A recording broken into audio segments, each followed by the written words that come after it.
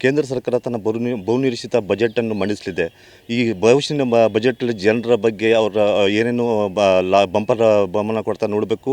ಈಗ ಹಾಗೆ ಅದೇ ರೀತಿಯಾಗಿ ನಮ್ಮ ಜೊತೆ ವರ್ತಕರಿದ್ದಾರೆ, ಹಾಗೂ ಉದ್ಯೋಗಸ್ಥರಿದ್ದಾರೆ, ಮಧ್ಯಮ ವರ್ಗದವರಿದ್ದಾರೆ, ರೈತರು ಇದ್ದಾರೆ.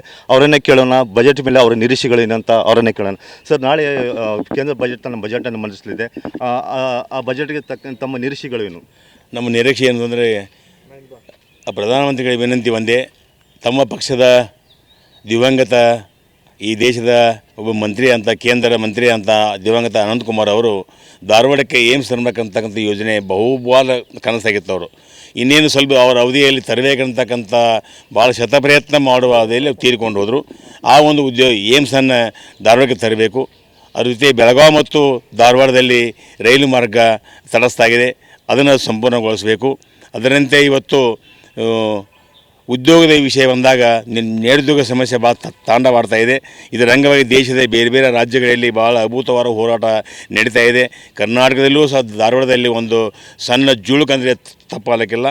ವಿದ್ಯಾರ್ಥಿಗಳು ನಿರುದ್ಯೋಗ ಸಮಸ್ಯೆ ಭಾಳ ದೀರ್ಘವಾಗ್ತಿದೆ. ಪ್ರಧಾನಮಂತ್ರಿಗಳು ಉದ್ಯೋಗಗಳಿಗೆ ಶಾಶ್ವತವಾಗಿ ಉದ್ಯೋಗ ಕೊಡದೇ ಹೋದರೆ, ಎಂಪ್ಲಾಯ್ಮೆಂಟ್ ಜೀರೋ ತುಂಬಿಕೊಡದೆ ಹೋದರೆ ಈ ದೇಶದಲ್ಲಿ ದೊಡ್ಡ ಕ್ರಾಂತಿ ಆಗೋದರಲ್ಲಿ ಎರಡು ಮಾತಿಲ್ಲ. ಮತ್ತು ಕಳಸಾ ಬಂಡೂರು ಸಹ ಕೇವಲ ರಾಜಕೀಯ ಪ್ರಣಾಳಿಕೆ ಆಗುವುದಿದೆ. ಇವತ್ತು ಪ್ರಧಾನಮಂತ್ರಿಗಳು ತಮ್ಮ ಬಜೆಟ್ನಲ್ಲಿ ಸಂಪೂರ್ಣವಾಗಿ ಅದಕ್ಕೆ ಒಂದು ಪರಿಹಾರ ನೀಡಬೇಕಂತಕ್ಕಂಥ ಆಶೆಯನ್ನು ವ್ಯಕ್ತಪಡಿಸ್ತಾ ಇದ್ದೇವೆ. ಈಗ ಇವರು ಹೇಳ್ತಕ್ಕಂಥ ಉದ್ಯೋಗಗಳನ್ನು ಸೃಷ್ಟಿ ಮಾಡಬೇಕು, ಹಾಗೂ ಏಮ್ಸನ್ನು ಕೂಡ ಇಲ್ಲಿ ಒಂದು ಏಮ್ಸ್ ಆಸ್ಪತ್ರೆಯನ್ನು ಕೂಡ ಮಾಡಬೇಕಂತ ಹೇಳ್ತಾ ಇರ್ತಕ್ಕಂಥ. ಈಗ ಅದೇ ರೀತಿ ನಮ್ಮ ಹತ್ರ ಈಗ ಇನ್ನೊಬ್ಬರಿದ್ದಾರೆ. ಸರ್, ನಾಳೆ ಬಜೆಟ್ ಮಂಡಿಸ್ತಾರೆ, ಕೇಂದ್ರ ಸರ್ಕಾರ ಬಜೆಟ್ ಮಂಡಿಸ್ತಿದೆ. ಆ ಬಜೆಟ್ ಮೇಲೆ ತಮ್ಮ ನಿರೀಕ್ಷೆಗಳನ್ನು ಮತ್ತೇನು ಆಗಬೇಕು? ಸರ್, ಈಗ ನಮ್ಮ ಕರ್ನಾಟಕವನ್ನು ನಮ್ಮ ಕೇಂದ್ರ ಸರ್ಕಾರ ಸಂಪೂರ್ಣವಾಗಿ ನಿರ್ಲಕ್ಷಿಸ್ತಾ ಇದೆ. ಅನೇಕ ರೈಲ್ವೆ ಯೋಜನೆಗಳು ನಮ್ಮ ರಾಜ್ಯದಲ್ಲಿ ಬಾಕಿ ಉಳಿದಿವೆ. ಅಂಕೋಲಾ ಧಾರವಾಡ ಅಥವಾ ಧಾರವಾಡ ದಾಂಡೇಲಿ ಮತ್ತು ಧಾರವಾಡ ಬೆಳಗಾವಿ ಕಿತ್ತೂರು ಮಾರ್ಗವಾಗಿ ಇಂಥ ಅನೇಕ ಯೋಜನೆಗಳು, ಮತ್ತು ಹೊಸಪೇಟೆ ವಿಜಯವಾಡ ಇಂಥ ರೈಲ್ವೆ ಅನೇಕ ಕಾಮಗಾರಿಗಳು ಪ್ರಾರಂಭನೇ ಆಗಿಲ್ಲ. ಸ್ಯಾಂಕ್ಷನ್ ಮಾಡಿದರೆ ದುಡ್ಡು ಐತಂತಾರೆ, ಇನ್ನೂ ಕಾಮಗಾರಿಗಳು ಆಗ್ತಾಯಿಲ್ಲ. ಅದ್ರ ಜೊತೆಗೆ ಈ ದೇಶದಲ್ಲಿ ಇರತಕ್ಕಂಥ ರೈತರು ಬೆಳೆದ ಬೆಳೆಗಳಿಗೆ ಸೂಕ್ತವಾದಂಥ ಪರಿಹಾರ ಇಲ್ಲ. ನಮ್ಮ ರಾಜ್ಯ ಸರ್ಕಾರ ಹೇಳೋ ಪ್ರಕಾರ ನಮ್ಮ ತೆರಿಗೆಯ ಪಾಲನ್ನು ಕೇಂದ್ರ ಸರ್ಕಾರ ಕೊಡ್ತಾ ಇಲ್ಲ, ಮಲತಾಯಿ ಧೋರಣೆಯನ್ನು ಮಾಡ್ತಾಯಿದೆ. ಯಾಕಂದರೆ ಕರ್ನಾಟಕದಲ್ಲಿ ಕಾಂಗ್ರೆಸ್ ಇದೆ, ಕೇಂದ್ರದಲ್ಲಿ BJP ಇದೆ. ಹೀಗಾಗಿ ನಮಗೆ ಸಿಗ್ತಕ್ಕಂಥ ತೆರಿಗೆ ಹಣವನ್ನು ಕೊಡೋ ನಿಟ್ಟಿನಲ್ಲಿ ತಾರತಮ್ಯ ಮಾಡಬಾರ್ದು ಕೇಂದ್ರ ಸರ್ಕಾರ. ಅದ್ರ ಜೊತೆಗೆ ಈಗಾಗಲೇ ಹಿರಿಯರು ಹೇಳ್ದಂಗೆ ನಿರುದ್ಯೋಗ ಸಮಸ್ಯೆ ಈ ದೇಶದಲ್ಲಿ ತಾಂಡವವಾಡ್ತಾ ಇದೆ. BJP ತಮ್ಮ ಪ್ರಣಾಳಿಕೆಯಲ್ಲಿ ಏನು ಹೇಳಿತ್ತು, ಎಷ್ಟೋ 78 ಲಕ್ಷ ಕೋಟಿ ಹುದ್ದೆಗಳನ್ನು ಸೃಷ್ಟಿ ಮಾಡ್ತೀವಿ. ಖಾಸಗಿ ವಲಯದಲ್ಲೂ ಕೂಡ ಹುದ್ದೆಗಳು ಸಾಮಾಜಿಕ ಸಮಾನತೆ ಆಧಾರದ ಮೇಲೆ ಅಲ್ಲಿ ಉದ್ಯೋಗಗಳನ್ನು ಕೊಡಬೇಕನ್ನೋದಾಗಿ ಕೇಂದ್ರ ಸರ್ಕಾರ ಘೋಷಣೆ ಮಾಡಿತ್ತು. ಆದರೆ ಈವರೆಗೂ ಕೂಡ ಅಂಥ ಯಾವುದೇ ಪ್ರಯತ್ನಗಳು ಆಗ್ತಾ ಇಲ್ಲ. ಈಗಾಗಲೇ ನಮ್ಮ ಧಾರವಾಡ, ಹುಬ್ಬಳ್ಳಿ ಅತ್ಯಂತ ತೀವ್ರಗತಿಯಲ್ಲಿ ಬೆಳೀತಿರ್ತಕ್ಕಂಥ ನಗರಗಳಾಗಿದ್ದು, ವಿಶೇಷವಾಗಿ ಇಲ್ಲಿ ಉತ್ತಮ ಆಸ್ಪತ್ರೆಗಳ ಕೊರತೆಯೂ ಕೂಡ ಇದೆ. ಏಮ್ಸ್ ಅಂತಂಥ ಒಂದು ಆಸ್ಪತ್ರೆಯ ನಿರ್ಮಾಣವನ್ನು ಕೈಗೊಳ್ಬೇಕಂತೇಳಿ ಒತ್ತಾಯ ಮಾಡ್ತೀವಿ.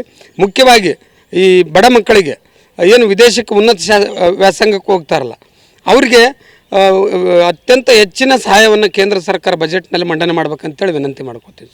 ಇವರು ಹೇಳ್ತಾ ಇರೋದು ಉನ್ನತ ವ್ಯಾಸಂಗಕ್ಕಾಗಿ ಕೇಂದ್ರ ಸರ್ಕಾರ ವಿದ್ಯಾರ್ಥಿಗಳಿಗೆ ಸಹಾಯ ಮಾಡ್ತಕ್ಕಂಥದ್ದು. ಮತ್ತು ಏನೇನಂತಂದರೆ ರೈಲ್ವೆ ಯೋಜನೆಗಳು ಕೂಡ ದೊಡ್ಡ ರೈಲ್ವೆ ಯೋಜನೆ ಕೂಡ ನಮ್ಮ ಧಾರವಾಡ ಜಿಲ್ಲೆಗೆ ಬರಬೇಕಂತ ಅವರ ನಿರೀಕ್ಷೆಗಳನ್ನು ಹೇಳ್ತಕ್ಕಂಥದ್ದು. ಈಗ ಮತ್ತೆ ನಮ್ಮ ಇನ್ನೊಬ್ಬರು ವರ್ತಕರಿದ್ದಾರೆ, ಅವ್ರ ಹತ್ರ ಕೇಳೋಣ. ಸರ್, ಈಗ ಬೆಳ್ಳಿ, ಬಂಗಾರ ಮತ್ತು ಚಿನ್ನ ವಜ್ರಗಳೆಲ್ಲ ಟ್ಯಾಕ್ಸ್ ಎಲ್ಲ ಜಾಸ್ತಿ ಆಗಿದೆ, ತುಂಬ ರೇಟ್ ಕೂಡ ಆಗಿದೆ. ಸೊ ಅದ್ರ ಬಗ್ಗೆ ಹೇಳೋದಾದರೆ ಸರ್, ನೀವು ಹೇಳೋದು ನಿಜ. ನಾಳೆ ಈಗ ಕೇಂದ್ರ ಸರ್ಕಾರ ಬಜೆಟ್ ಮಂಡನೆ ಮಾಡ್ತಾಯಿದೆ. ಈ ಬೆಳ್ಳಿ ಬಂಗಾರ ರೇಟ್ ಇಷ್ಟು ಏರಿದೆ ಅಂತಂದರೆ ಎಷ್ಟೋ ಮಧ್ಯಮ ವರ್ಗದವ್ರು ಲಗ್ನ ಎಲ್ಲ ಮುಂದೆ ಹಾಕ್ಲಿಕ್ಕತ್ತಾರ.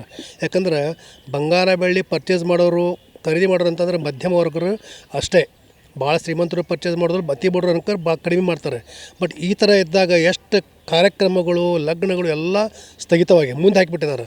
ಈ ಥರ ಆತಂದ್ರೆ ಜನ ಹೆಂಗೆ ಬದುಕಬೇಕು ಹೇಳ್ರಿ. ಅವ್ರು ಹೇಳೋದೊಂದು ಮಾಡೋದೊಂದು ಕೇಂದ್ರ ಸರ್ಕಾರ ಮಾಡ್ಲಿಕ್ಕತ್ತದ. ಅದಕ್ಕೆ ಈ ಬಜೆಟ್ನೊಳಗೆ ಬಂಗಾರ ಬೆಳ್ಳಿದಾಗಲಿ ಇನ್ನೊಂದು ಕೆಲವೊಂದು ವಸ್ತುಗಳನ್ನು ಬೆಲೆ ಏರಿಕೆ ಮಾಡೋಕೆ ಹೋಗಿ ಬೆಲೆ ಇಳಿಕೆ ಮಾಡ್ಬೇಕಂತ ಕೇಳ್ಕೊತೀನಿ. ಆಮೇಲೆ ಇನ್ನೊಂದು 2022ಕ್ಕೆ ಎಲ್ಲರಿಗೂ ಸೂರು ಅಂತೇಳಿ ಒಂದು ದೊಡ್ಡ ಘೋಷಣೆ ಮಾಡಿದರು ಇವರು ಮೋದಿಜಿಯವರು. ಬಟ್ ಅದರ ಆಶೆ ಆಗಲೇ ಇಲ್ಲ. 2022ಕ್ಕೆ ಎಲ್ಲರಿಗೂ ಮನೆ ಅಂತ ಹೇಳಿದ್ರೆ ಬಟ್ ಅದು ಮಾಡಲೇ ಇಲ್ಲ ಅವರು.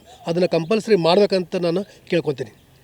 ಇವ್ರು ಹೇಳ್ತಕ್ಕಂಥದ್ದು 2025ರಲ್ಲಿ ಹೇಳ್ತಕ್ಕಂಥದ್ದು ಎಲ್ಲರಿಗೂ ಒಂದು ಮನೆಯನ್ನು ತಮ್ಮ ಪ್ರಣಾಳಿಕೆಗಳು ಹೇಳ್ತಕ್ಕಂಥದ್ದು ಎಲ್ಲರಿಗೂ ಕೂಡ ಒಂದು ಸೂರನ್ನು ಕಟ್ಟಿಸ್ಕೊಡ್ತೀವಿ 2025 ಅಂತ ಹೇಳಿದರು. ಅದು ಕೂಡ ಆಗಿಲ್ಲ. ಆಮೇಲೆ ಪ್ರಣಾಳಿಕೆಗಳಿಗೆ ಕೊಟ್ಟಂಥ ಯಾವುದೇ ಬೇಡಿಕೆಯನ್ನು ಅವ್ರು ಈಡೇರಿಸಿಲ್ಲ ಅಂತ ಹೇಳ್ತಕ್ಕಂಥದ್ದು. ಆಮೇಲೆ ಈ ಬಜೆಟ್ನಲ್ಲಿ ಬೆಳ್ಳಿ ಮತ್ತು ಚಿನ್ನದ ರೇಟನ್ನು ಕಡಿಮೆ ಮಾಡುವಂಥ ಒಂದು ಬಜೆಟನ್ನು ಮಾಡಬೇಕು ಅಂತ ಹೇಳ್ತಕ್ಕಂಥದ್ದು. ಈಗ ಇನ್ನೊಬ್ಬರು ನಮ್ಮ ಹತ್ರ ಇದ್ದಾರೆ. ಈಗ ಈ ನಾಳೆ ಬಜೆಟ್ ಮುಂದೆ ಮಾಡ್ತಾ ಇರತಕ್ಕಂಥ ಕೇಂದ್ರ ಬಜೆಟ್ ಮೇಲೆ ನೀವು ಒಂದು ಮಿಡಲ್ ಕ್ಲಾಸ್ ವರ್ಗದ ಜನರಾಗಿ ಏನು ನಿರೀಕ್ಷೆ ಇಟ್ಕೊಂಡಿದ್ದೀರಿ? ಏನಾಗಬೇಕು? ಆ್ಯಕ್ಚುಲಿ ಹೇಳ್ಬೇಕಂದ್ರೆ ರೀ, ಈಗ ನಾಳೆ ಏನು ಕೇಂದ್ರದವರು ಬಜೆಟ್ ಮಾಡ್ತಾ ಇದ್ದಾರಲ್ಲ, ಆ ಬಜೆಟ್ನಲ್ಲಿ ಇಂಡಿಯಾದಲ್ಲಿ ಹೆಚ್ಚಿನ ಜನ ಬಡವರು ಭಾಳಿದ್ದಾರೆ. ಬಡವರು ಮಿಡ್ಲ್ ಕ್ಲಾಸ್ ಜನ ಭಾಳಿದ್ದಾರೆ. ಇವರು ಈ ದಿನಬಳಕೆ ವಸ್ತುಗಳು ಹೇಳ್ತಾನಲ್ಲ, ನೀವು ರೇಷನ್ ತೊಗೋರಿ, ಬೆಲ್ಲ, ಸಕ್ಕರೆ ಇವೆಲ್ಲ ಯಾವ ರೀತಿ ಗಗನಕ್ಕೇರಿದಾವೆ ಅಂದರೆ, ಒಂದು ಮನುಷ್ಯ ಮನ್ಯಾಗ ಊಟ ಮಾಡ್ಬೇಕಂದ್ರೂ ಅವ್ರ ಕಣ್ಣೀರು ಕಪಾಳಕ್ಕೆ ಬರ್ತಾ ಇದ್ದಾವೆ. ಅದು ಹೇಳ್ಬೇಕಂದ್ರೆ ನಂದು ಕಾರ್ ಐತಿ. ಈಗ ನಾ ಕಾರ್ ಇಟ್ಟು ಬೈಕ್ನಾಗ ಹಾಕೊಂಡೇನಂತಂದ್ರೆ ಇಲ್ಲಿ ನಡ್ಕೊಂತ ಅಡ್ಡಾಡೋದಾಗೈತಿ. ಪೆಟ್ರೋಲ್ ಡೀಸೆಲ್ ಅನ್ನೋದಂತೂ ಈಗೇನು 150 ಹೋಗ್ತೋ ಯಾರಿಗೂ ಗೊತ್ತಿಲ್ಲ. ಆದರೆ ನಾಳೆ ನಿರೀಕ್ಷೆ ನಾವು ಇಟ್ಕೊಂಡಂಥದ್ದು ಕೇಂದ್ರ ಸರ್ಕಾರದವರು ಆದಷ್ಟು ಎಲ್ಲ ಬೆಲೆಗಳನ್ನು ಕಮ್ಮಿ ಮಾಡಿ ಜನರಿಗೆ ಬದುಕಾಕ ಒಂದು ದಾರಿ ಮಾಡಿಕೊಡ್ಬೇಕು. ಮತ್ತು ಇನ್ನೊಂದೇನೆಂದರೆ, ಹೆಣ್ಮಕ್ಳು ಈ ಸರ್ಕಾರನ ಶಾಪ ಹಾಕಂತಾರೆ. ಯಾಕಂದರೆ ಗ್ಯಾಸ್ರು ಈಗಂತೂ ಅಲ್ಲಿ ಯಾರು ಹಚ್ಚಂಗಿಲ್ಲ ರೀ. ಎಲ್ಲರೂ ಕಲ್ತಾರೆ, ಮನ್ಯಾಗ ಗ್ಯಾಸ ಯೂಸ್ ಮಾಡ್ತಾರೆ. ಗ್ಯಾಸ್ ರೇಟ್ ಅಂದರೆ ಎದ್ದು ದಸಕಂತೈತಿ ಇರ್ತಕ್ಕಂಥ. ಅದು ವಿಶೇಷವಾಗಿ ಹೇಳ್ಬೇಕಂದ್ರೆ, ಧಾರವಾಡ ನಮ್ಮ MP ಅವ್ರು ಇದ್ದಾರೆ, ಪ್ರಹ್ಲಾದ್ ಜೋಶಿ ಅವರು. ಆ MP ಅವರು ಕೇಂದ್ರದಾಗ ಒಂದು ಮಿನಿಸ್ಟರ್ ಇದ್ದಾರೆ. ಧಾರವಾಡ ಹುಬ್ಳಿ ಅಂತೂ ಜೀರ್ಣೋದ್ಧಾರ ಮಾಡಿಲ್ಲ ಅವರು. ಆ್ಯಕ್ಚುಲಿ ಹೇಳ್ಬೇಕಂದ್ರೆ ನಾನು ರಿಕ್ವೆಸ್ಟ್ ಮಾಡ್ಕೊತಾ ಇದ್ದೀನಿ ಮಾನ್ಯ ಸಂಸದರಿಗೆ. ಯಾಕಂದ್ರೆ ಅದು ಹುಬ್ಳಿ ಧಾರವಾಡನ್ನು ಹೆಬ್ಬಾಗಿಲ್ಲ ಅಂತಾರೆ. ಇಲ್ಲಿ ಏನೇನು ಇಲ್ಲ. ನೀವು ನೋಡ್ಬೇಕಂದ್ರೆ 3-4 ಯೂನಿವರ್ಸಿಟಿ ಇದಾವೆ. ಇಲ್ಲಿ ಎಷ್ಟೋ ಜಾಬನ್ನು ತುಂಬಿಕೊಂಡಿಲ್ಲ. ಅದ್ರ ಸಲುವಾಗಿ ಈ ನಾಳೆ ನಿರೀಕ್ಷೆ ನಮ್ಗೆ ಇಟ್ಕೊಂಡಂಥ ಈ ಕೇಂದ್ರ ಸರ್ಕಾರದ ಬಜೆಟ್ನಾಗ ಬಡವ್ರಿಗೆ ಒಳ್ಳೆಯದಾಗಬೇಕಂತ ಕೇಳ್ಕೊತಾ ಇದ್ದೀನಿ. ಇವಿಷ್ಟು ವರ್ತಕರು ಹಾಗೂ ಮಧ್ಯಮ ವರ್ಗದವರು ಹಾಗೂ ಇಲ್ಲಿ ಧಾರವಾಡ ನಾಗರಿಕರು ಹೇಳಿರ್ತಕ್ಕಂಥದ್ದು. ಬಜೆಟಲ್ಲಿ ಕೇಂದ್ರ ಸರ್ಕಾರ ಏನನ್ನು ಮಾಡ್ತದೆ, ಎಲ್ಲ ನಾಗರಿಕರಿಗೆ ಏನು ಬಂಪರ್ ಬಹುಮಾನ ಕೊಡ್ತದೆ ಅನ್ನೋ ಕಾದು ನೋಡಬೇಕಾಗಿದೆ. ಧಾರವಾಡದಿಂದ ಪ್ರಶಾಂತಿನಿ, ರಾಜ್ ನ್ಯೂಸ್.